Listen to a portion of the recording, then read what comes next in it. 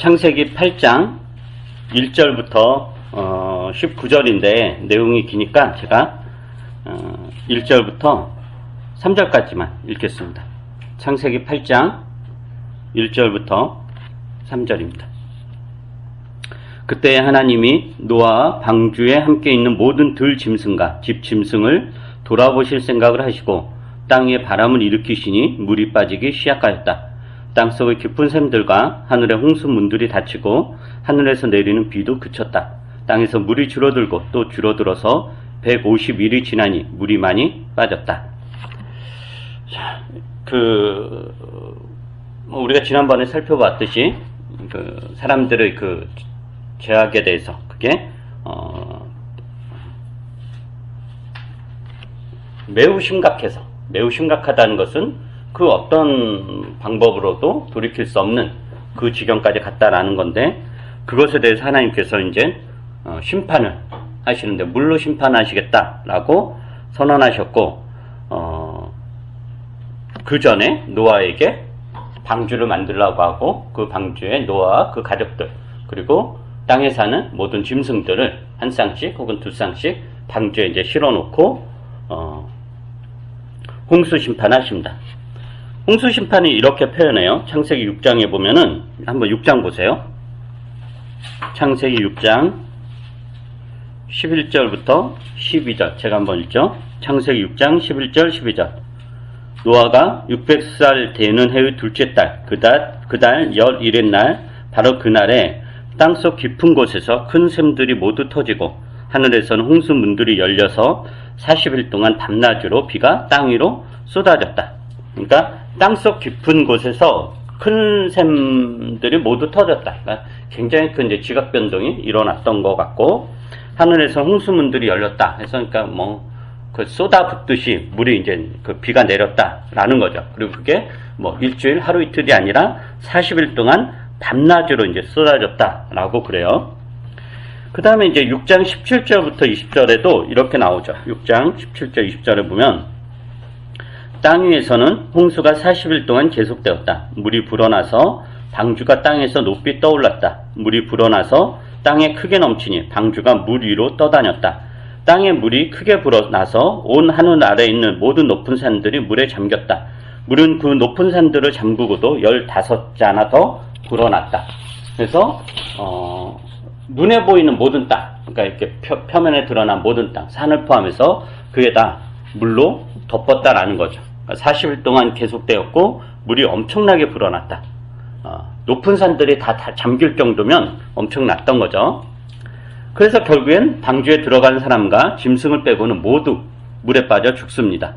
그러니까 40일 동안 쉬지 않고 폭우가 내리고 땅에서 물샘이 터지고 지각 변동해서 모든 것도 막 나오면 우리가 이제 그런 세상을 경험해 보지 못했잖아요. 영화로는 봤죠. 투모로우. 그러니까 투모로우가 아닌가? 2012년. 맞아. 2012년에 지구가 홍수가 나잖아요. 다 물로. 그래서 거기서 정 현대판 방주를 중국의 히말라야인가? 거기서 현대판 방주를 만들어서 그렇게 2012년이요. 그러니까 그 영화에서나 이제 볼 수 있는 거지. 우리가 이제 실제적으로 경험할 수 없죠. 그러니까 이게 상상하기는 어려워요. 근데 이제 40일 밤낮을 하늘과 땅에서 물이 쏟아져 내렸다. 그러면 이제 그게 이제 엄청난 재난이었을 거다라고 상상을 할 수 있어요. 근데 이제 이 홍수에 대해서 어떤 성경학자는 이것을 전 지구적으로 일어난 사건으로 보는 사람도 있고, 또 어떤 성경학자는 고대 근동 지역에서 일어났던 어떤 국지적인 사건으로 이해하기도 해요. 각자 나름대로 이제 근거를 가지고 이야기하지만 사실 우리가 정확한 사실은 모르죠. 그러니까 이게 전 지구적 사건이다라고 이야기하는 사람들은 그 나라에 보면, 고대 설화에 보면 그 형식은 조금씩 다르지만 홍수 신화가 있어요. 어느 민족이든지 전 지구적으로.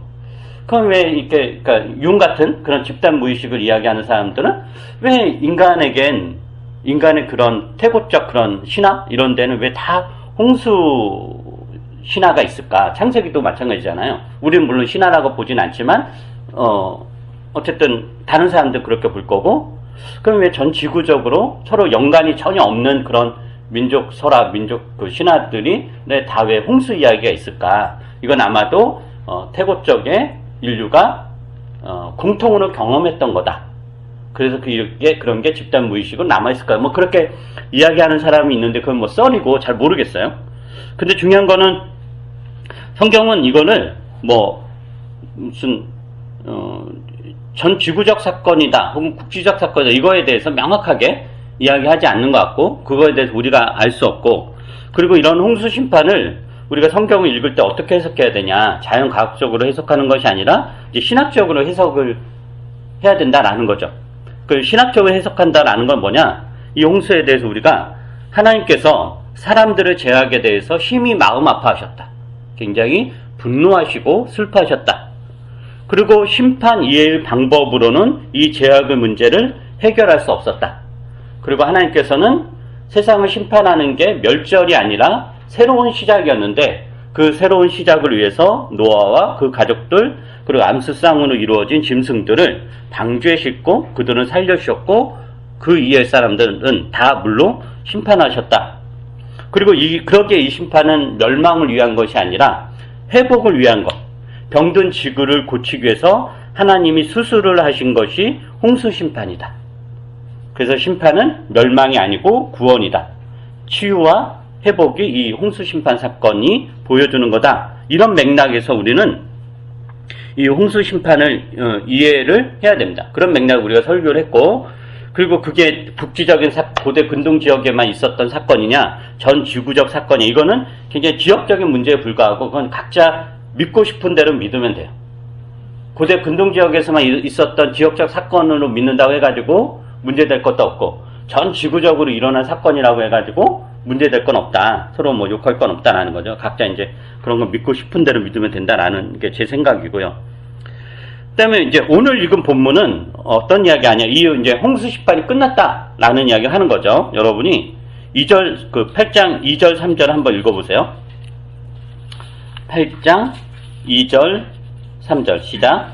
땅 속에 깊은 샘물과 하늘의 홍수문들이 닫히고 하늘에서 내리는 비도 그쳤다. 땅에서 물이 줄어들고 또 줄어들어서 150일이 지나니 물이 많이 빠졌다. 예.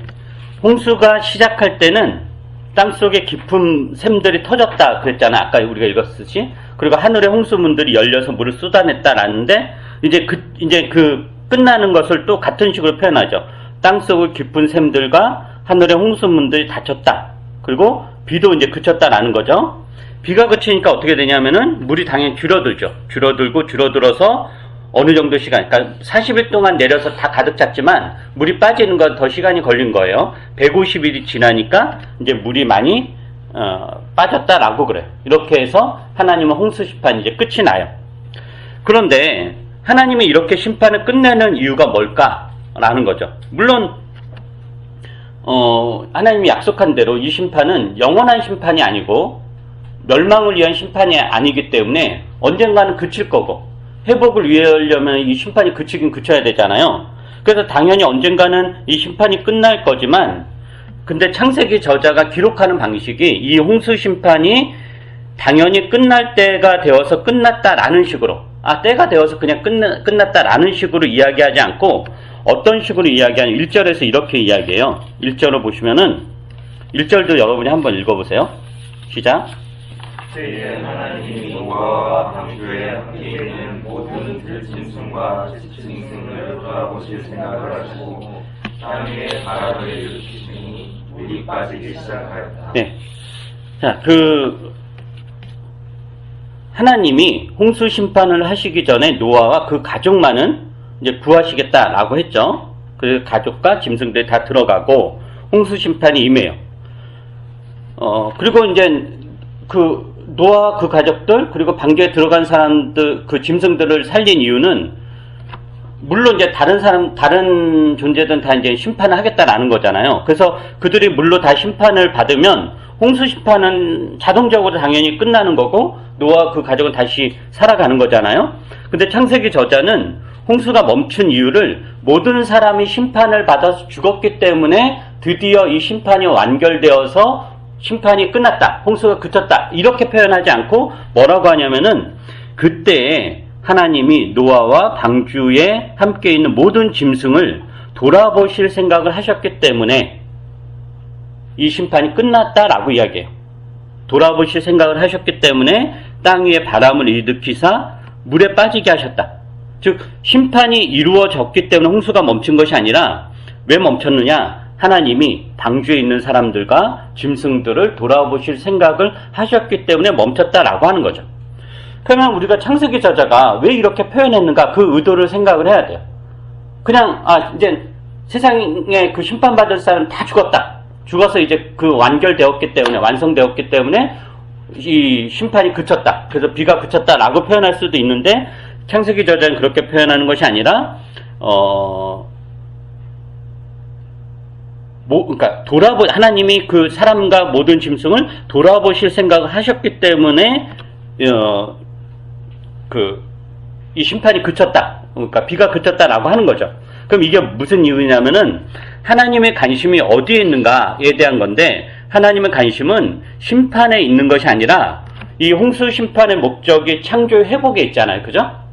그 회복에 있다라는 걸 이런 식으로 표현한 거예요. 예를 들면 그 치명적인 암에 걸려서 막 생사가 오락가락하는 환자가 있었어요.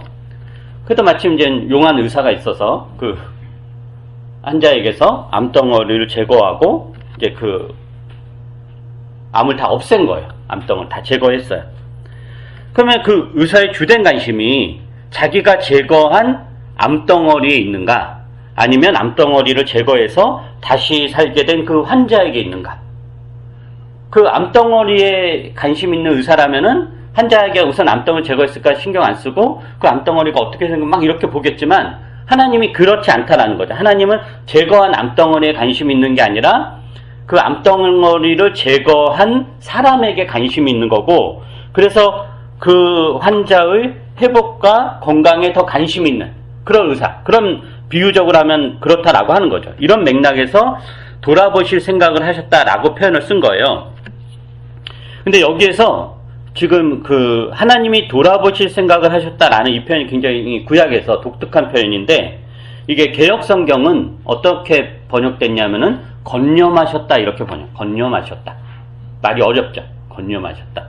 쉽게 이야기하면 기억하셨다. 기억하셨다. 하나님이 노아와 그 짐승을 기억하셨다. 돌아보실 생각을 하셨다. 건념을 하셨다. 이게 이제 같은 단어에 대한 다양한 표현이에요. 그리고 이제 구약에 보면 이런 표현이 몇 번 나와요. 몇 번 나오는데 몇 군데만 한번 찾아보도록 하죠. 창세기 19장 볼까요? 돌아보셨다, 기억하셨다. 이게 다 같은 표현이에요. 같은 단어예요. 그 창세기 19장 29절 찾으셨나요? 창세기 19장 29절 이것도 한번 여러분이 읽어보세요. 시작. 하나님은 들에 있는 성들을 멸하실 때에 아브라함을 기억하셨다. 그래서 하나님은 롯이 살던 그 성들을 재앙으로 뒤엎으실 때에 롯을 그 재앙에서 건져주신 것이다. 예, 이제 그 소돔과 고모라가 이제 죄악이 너무도 커서 하나님 이제 불과 유황을 심판하겠다라고 하시죠. 그렇게 심판할 때 누구를 기억하셨냐? 그러면 아브라함을 기억하셨다라고 그래요. 이것을 아브라함을 기억하셨다를 다르게 번역하면 우리가 아브라함을 돌아보실 생각을 하셨다 이렇게 번역을 해도 돼요. 그래서 하나님께서 아브라함을 기억하셔서 뭘 하셨냐면은 소돔 땅에 살고 있던 롯을 구하셨다라는 거죠. 그 또 하나 보면 창세기 30장에도 같은 표현이 나와요. 창세기 30장. 창세기 30장 22절부터 24절인데 이것도 여러분이 한번 읽어보세요. 창세기 30장 22절부터 24절 시작. 하나님은 라헬도 기억하셨다. 하나님이 라헬의 호소를 들으시고 그의 태를 열어주셨다. 그가 임신을 하면서 아들을 낳으니 하나님이 나의 부끄러움을 벗겨주셨구나 하고 생각하였다. 라헬은 그 아이의 이름을 지을 때에 주님께서 나에게 또 다른 아들 하나를 부어주시면 좋겠다 하는 뜻으로 그 아이 이름을 요셉이라고 하였다. 예. 자, 이게 어떤 내용이냐면은, 뭐, 배경 설명을 좀 할게요. 야곱은 이제, 아브라함의 아들이 이삭이고, 이삭의 아들이 두 아들이 있었죠. 에서와 야곱. 에서와 야곱이 있었어요. 에서가 장자고, 야곱이 이제 둘째인데, 그리고 이제, 야곱에게는 아내가 이제 두 명의 아내가 있었어요. 레아, 그러니까 첫째 부인이 레아. 그리고 두 번째 부인이 라헬이라는 아내가 있었고, 그리고 이 시대에는 하나님이 인류에게 생육하고 번성하라 라고 명령하셨고 복 주셨고, 그리고 생육하고 번성하는 표현은 다산이었어요. 다산. 많은 자녀를 낳는 것. 짐승들도 많은 새끼를 낳고 사람들도 많은 자녀를 낳는 게 하나님이 복을 주시는구나 이렇게 여겨지던 그런 시대였기 때문에 결혼한 여자가 자녀를 출산하는 것은 굉장히 이제 중요한 일이었어요. 그래서 결혼을 했는데도 자녀가 없다라는 것은 저주를 받은 것, 불임은 이제 저주의 상징이었죠. 그렇게 여겨졌을 정도로 이제 자녀 출산 매우 중요한 일이었어요. 근데 지금 이 배경 어떤 거냐면은 그러니까 야곱의 아버지가 이삭이잖아요. 이삭이 야곱에게 어떤 이야기 하냐면은 네가 이제 에서는 이삭에게 이제 두 명의 아들이 있었다 그랬잖아요. 첫째가 에서고 두 번째가 야곱인데 에서는 이제 결혼을 누구랑 했냐 이방 사람과 결혼했어요. 그러니까 이삭은 마음에 안 들죠. 자기의 혈통의 순수성을 보존하는 게 목적이었는데 그래서 이제 야곱에게는 너 이방 사람과 결혼하지 말고 나는 원하지 않는다. 그래서 누구에게 보내냐면은 야곱의 외삼촌 라반에게 야곱을 보내요. 거기서 이제 신부감을 찾으라. 그래서 이제 야곱이 외삼촌 라반의 집에 가서 지내요. 근데 라반에게 두 명의 딸이 있었어요. 그 딸이 바로 첫째가 레아고 둘째 딸이 라헬이에요. 야곱이 이제 외삼촌 라반의 집에서 일을 하잖아요. 근데 일을 공짜로 하진 않죠. 대가를 받아야 되잖아요. 그래서 일을 하게 되었는데 라반이 야곱에게 물어요. 네가 지금 우리 집에서 이제 일을 하는데 이 노동의 대가로 너는 뭘 원하느냐? 이렇게 물어요. 야곱에게. 그러니까 야곱이 어떻게 이야기하냐면은 저는 라헬을 사랑한다. 라헬에게 이제 야곱이 그러니까 둘째 딸 라반의 둘째 딸 라헬에게 이제 첫눈에 반한 거예요. 그래서 라헬과 이제 결혼하게 해달라. 그러니까 내가 여기서 일하는 노동의 대가로 라헬과의 결혼을 요청해요. 그러니까 이제 라반이 그걸 흔쾌히 허락하고, 근데 그 노동을 1, 2년 하는 게 아니라 7년. 야곱 뼈 빠지게 7년 동안 라반의 집에서 드디어 일을 해요. 그래서 이제 7년이 지나고 나서 약속을 채웠잖아요. 그래서 이제 결혼을 요구하죠. 라헬과의 결혼을 요구하고, 그래서 이제 라헬과 결혼을 해요. 결혼하고 이제 그 당시에는 이제 밤중에는 불이라는 게 없으니까 첫날 밤이 어둡게 첫날 밤을 치르잖아요. 그래서 이제 첫날 밤을 치렀는데 다음날 아침에 보니까 라헬이 아니고 레아였던 거예요. 그 야곱이 너무 열받은 거죠. 속였다. 삼촌이 나를 속였구나. 그래가지고 이제 라반에게 따져요. 나는 라헬과 결혼하기로 원했는데 왜 레아가 내 방에 들어왔느냐. 그러니까 이제 라반이 어떤 식으로 이야기하냐면은 우리 풍습에 언니보다 동생이 먼저 결혼하는 법은 없다. 그건 굉장히 모욕적인 일이다. 그래서 어쩔 수 없이 내가 레아를 너한테 보낸 거다. 그러나 네가 다시 일한다면 라헬을 내가 줄 수 있다. 그래가지고 그렇지만 야곱은 짜증은 나지만 그래도 라헬을 너무도 사랑했기 때문에 그 조건을 받아들여요. 그래서 7년을 다시 일한다라는 조건으로 라헬과도 결혼을 해요. 그러니까 야곱에게는 이제 레아와 라헬 이제 두 사람과 두 아내가 있었던 거죠. 그런데 사실은 이제 그러니까 첫째 부인이 레아고 둘째 부인이 라헬이 된 거예요. 근데 야곱은 레아는 사랑하지 않았고, 그러니까 레아는 사랑하지 않았고, 라헬만 사랑했기 때문에 라헬을 너무도 편애했던 거예요. 그러니까 레아는 너무 슬프죠. 남편이 자기를 돌보지도 않고 보지도 않으니까. 그래서 레아가 굉장히 이렇게 슬픔에 빠지고 힘들어하니까 하나님께서 슬픔에 빠진 레아를 위로하고자 레아의 태를 열어서 임신케 해요. 그래서 레아는 아들을 계속적으로 낳는데 첫째 아들, 둘째 아들, 셋째 아들, 넷째 아들까지 차례로 쫙 낳아요.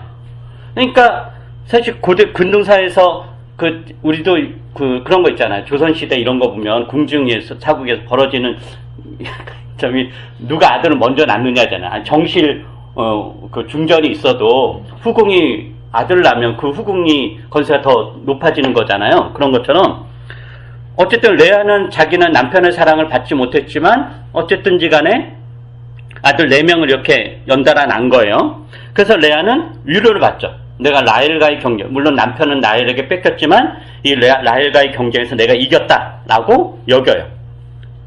남편의 사랑은 라헬에게 갔어도 나는 아들 4명을 출산해서 하나님의 복을 받았다. 이렇게 이제 여겼던 거죠.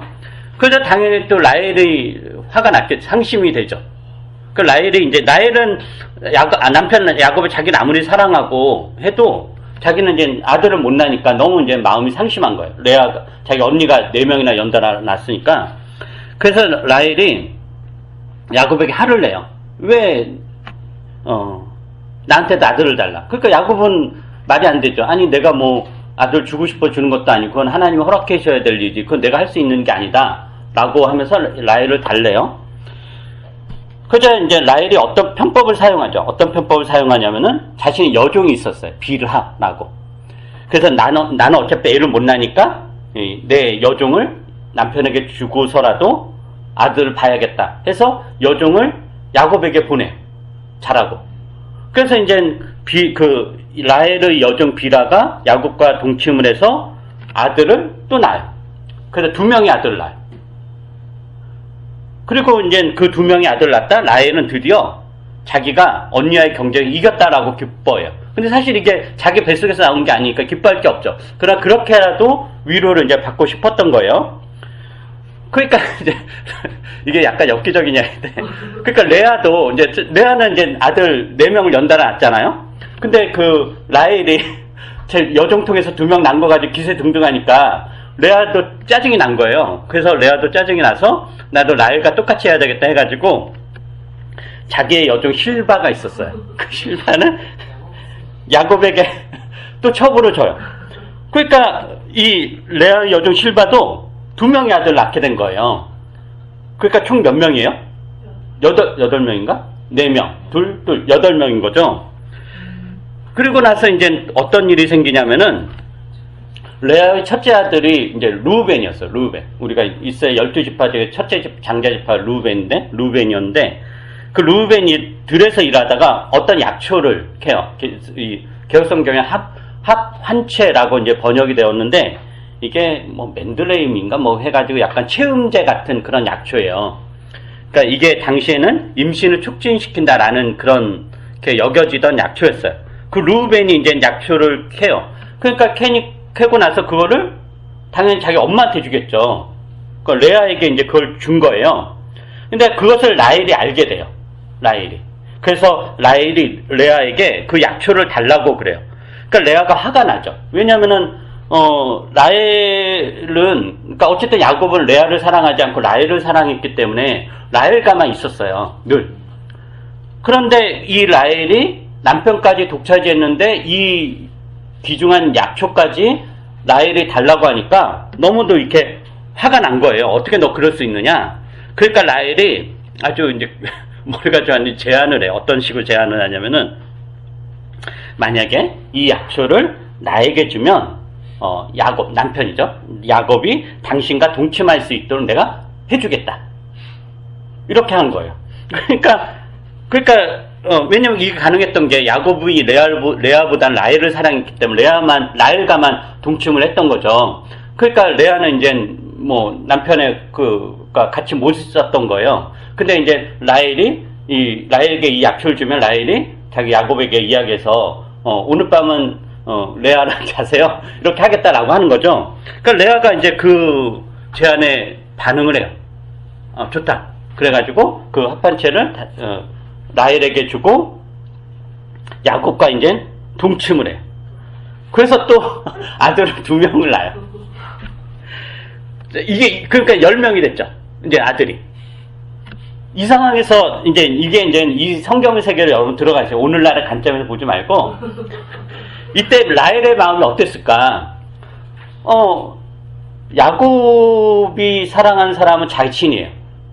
자신을 너무도 사랑했고 자신과만 있기를 원했고, 그런데 그리고 레아와 결혼한 건 속아서 결혼한 거죠. 그런데 그런 레아가 아들 연달아 4명을 낳고 자기는 아들 낳고 싶었지만 애를 못 낳는데, 그래서 어쩔 수 없이 자기 종을 통해 가지고 애들 2명을 낳고 겨우 그거 때문에 나 이제 이겼다라고 이렇게 스스로 기만을 하는 거죠.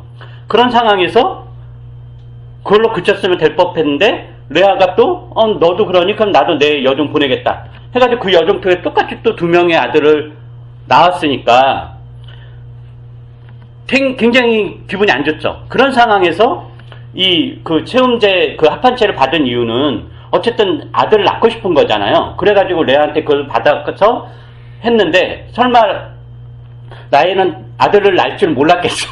그랬는데 덜커덕 2명이나 이렇게 낳았으니 라헬은 너무 고통스러웠던 거죠. 그 맥락이 방금 읽은 그 본문이에요. 22절 다시 이 배경하에서 창세기 30장 22절을 보세요. 그러니까 라헬은 아무리 남편의 사랑이 자신에게 있었다라고 하더라도 자신의 뱃속에서 나온 자녀가 없는 것에 대해서 큰 근심과 고통, 슬픔이 있을 거예요. 물론 여러분들이 요즘 무자식 상팔자가 애들 안 낳는 이게 뭔가, 이건 이제 계속 고대 근동 세계 맥락에서 봐야 된다라는 거예요. 고대 근동 세계 맥락에서. 그러니까 라헬은 자기 마음에 늘 나는 지금 하나님의 저주를 받았구나. 왜냐면 불임이니까 하나님의 저주를 받고 산다라고 생각을 했을 거예요. 겉으로는 뭐 남편이 자기를 좋아하고 어쨌든 뭐 한다고 하더라도. 그러니까 삶이 늘 고통인 거죠.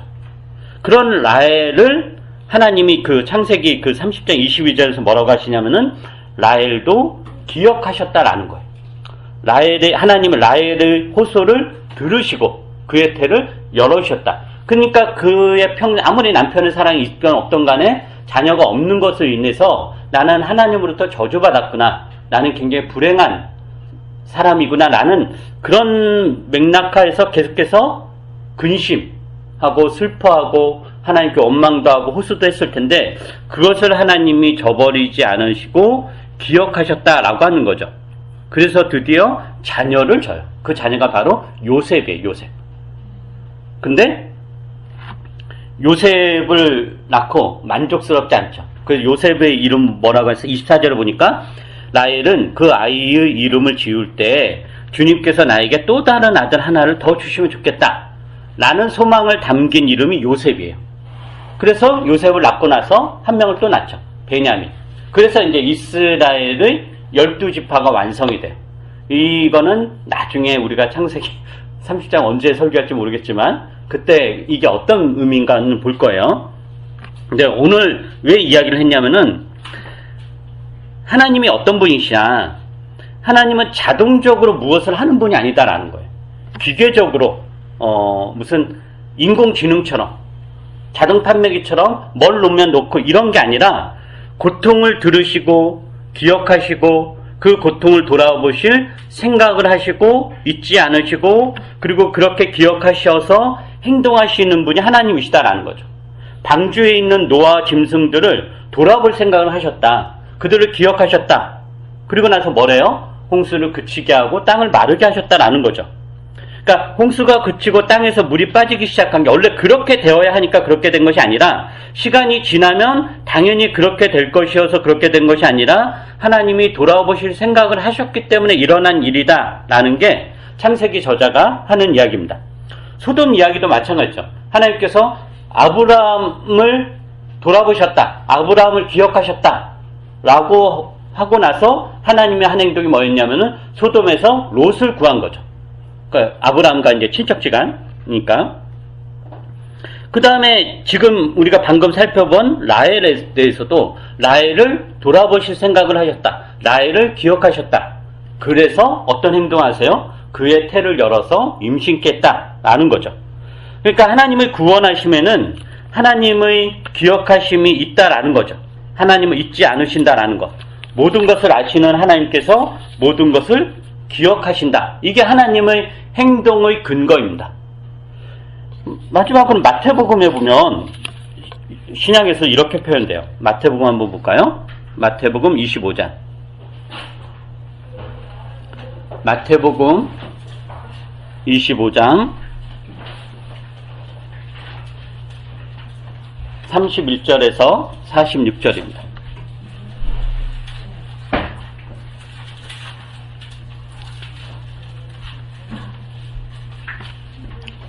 마태복음 25장 다 찾으셨나요? 마태복음 25장 31절에서 46절. 제가 한번 읽어보죠. 이거는 이제 예수께서 마지막 심판에 관한 예언 혹은 비유를 든 거예요. 인자가 모든 천사와 더불어 영광에 들러싸여서 올 때에 그는 자기의 영광의 보좌에 앉을 것이다. 그는 모든 민족을 그의 앞에 불러 모아 목자가 양과 염소를 가르듯이 그들을 갈라서 양은 그의 오른쪽에 염소는 그의 왼쪽에 세울 것이다. 그때 임금은 자기 오른쪽에 있는 사람들에게 말하기를 내 아버지께 복을 받은 사람들아 와서 창세 때로부터 너희를 위하여 준비한 이 나라를 차지하여라. 너희는 내가 줄일 때에 내게 먹을 것을 주었고 목마를 때에 마실 것을 주었으며 나그네로 있을 때 영접하였고 헐벗을 때 입을 것을 주었고 병들어 있을 때 돌보아 주었고 감옥에 갇혀 있을 때 찾아 주었다 할 것이다. 그때 의인들은 그에게 대답하기를 주님, 우리가 언제 주님께서 줄이신 것을 보고 잡수실 것을 드리고 목마르신 것을 보고 마실 것을 드리고 나그네 되신 것을 보고 영접하고 헐벗으신 것을 보고 입을 것을 드리고 언제 병드시거나 감옥에 갇히신 것을 보고 찾아갔습니까? 하고 말할 것이다. 임금이 그들에게 말하기를 내가 진정으로 너희에게 말한다. 너희가 여기 내 형제자매 가운데 지극히 보잘것없는 사람에게 한 것이 곧 내게 한 것이다 할 것이다. 그때 임금은 왼쪽에 있는 사람들에게도 말할 것이다. 저주받은 자들아 내게서 떠나서 악마와 그 졸개들을 가두려고 준비한 영원한 불 속으로 들어가라. 너희는 내가 줄일 때에 내게 먹을 것을 주지 않았고 목마를 때에 마실 것을 주지 않았고 나그네로 있을 때에 영접하지 않았고 헐벗었을 때 입을 것을 주지 않았고 병들어 있을 때나 감옥에 갇혀 있을 때 찾아주지 않았다. 그때 그들도 이렇게 말할 것이다. 주님, 우리가 언제 주님께서 굶주리신 것이나 목마르신 것이나 나그네 되신 것이나 헐벗으신 것이나 병드신 것이나 감옥에 갇히신 것을 보고도 돌보아드리지 않았다는 것입니까? 그때 임금이 그들에게 대답하기를 내가 진정으로 너희에게 말한다. 여기 이 사람들 가운데서 지극히 보잘것없는 사람 하나에게 하지 않은 것이 곧 내게 하지 않은 것이다 하고 말할 것이다. 그래야 그들은 영원한 형벌로 들어가고 의인들은 영원한 생명으로 들어갈 것이다. 자, 이게 어떤 내용이냐면은 주님이 이제 구원을 받은 사람들에게 어떻게 이야기하죠? 너희는 내가 줄일 때에 내게 먹을 것을 주었다. 목마를 때 마실 것을 주었다. 나그네로 있을 때 영접했다. 헐벗었을 때 입을 것을 주었다. 병들어 있을 때 돌보아 줬고 감옥에 갇혀 있을 때 찾아주었다 라고 그래요. 그러니까 그 사람들이 놀래죠. 야, 우리가 언제 그랬습니까? 그러니까 주님이 하신 말씀이 지극히 보잘것없는 사람 하나에게 한 것이 곧 나에게 한 것이다 라고 그래요. 여기서 지극히 보잘것없는 사람 하나라는 것은 세상의 시각에서 보면 기억할 만한 가치가 전혀 없는 거죠. 우리의 생애에서 우리가 혹은 어떤 사회에서 이 시대를 살아오면서 기억하는 건 다 뭐죠?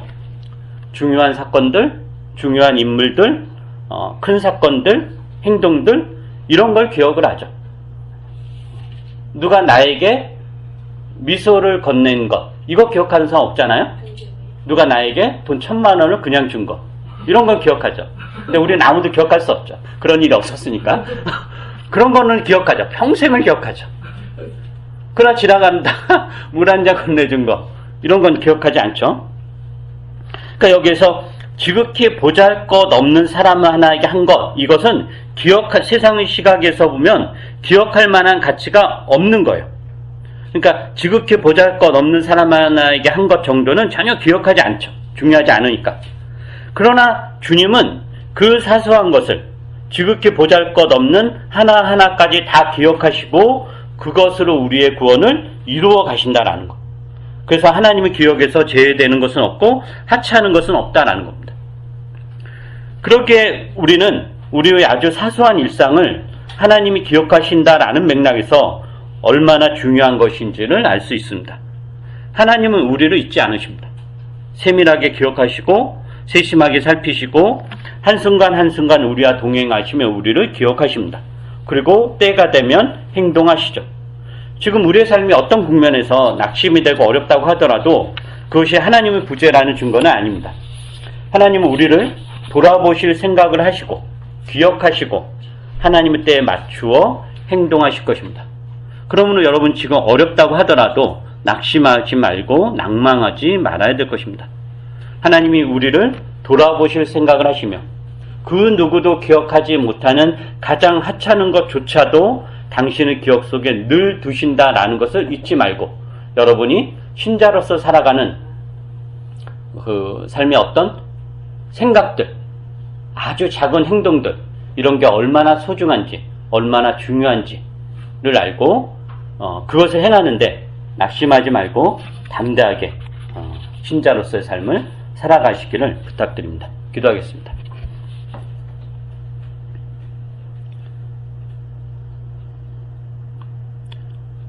가장 보잘것없는 것조차도 하나님의 기억 속에는 생생하게 살아있고 그것을 잊지 않으시고 그것을 근거해서 우리의 구원을 이루어 가신다라는 것을 다시 한번 기억합니다.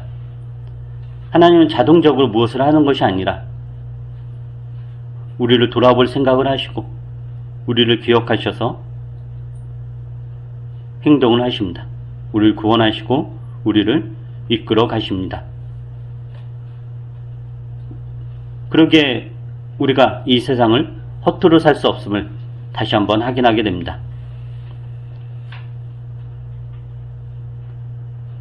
커다란 일, 어떤 업적을 만들어내는 일, 이것만이 중요한 것이 아니라 아주 소소하고 사소하고 누군가에게 한마디 건네는 것, 이런 것들이 하나님의 기억에서 다 살아있고 그것을 근거로 해서 우리의 구원을 이루어 가신다는 것을 우리가 확인하면서 우리의 소소한 일상을 소중하게 여길 수 있게 해 주시옵소서. 큰 일을 하는 것으로 인해서 작은 것을 놓치지 말게 해 주시고 무슨 업적을 낸다는 명목하에 우리가 많은 작은 것들을, 사소한 것들을 놓치지 않게 해 주시옵소서. 그래서 우리가 하나님 앞에 섰을 때 우리의 사소한 것들, 가장 보잘것없는 하나하나 이것들이 다 기억되어 그것이 얼마나 소중했는지를 다시 한번 경험하고 확인하는 날이 될 수 있게 해 주시옵소서.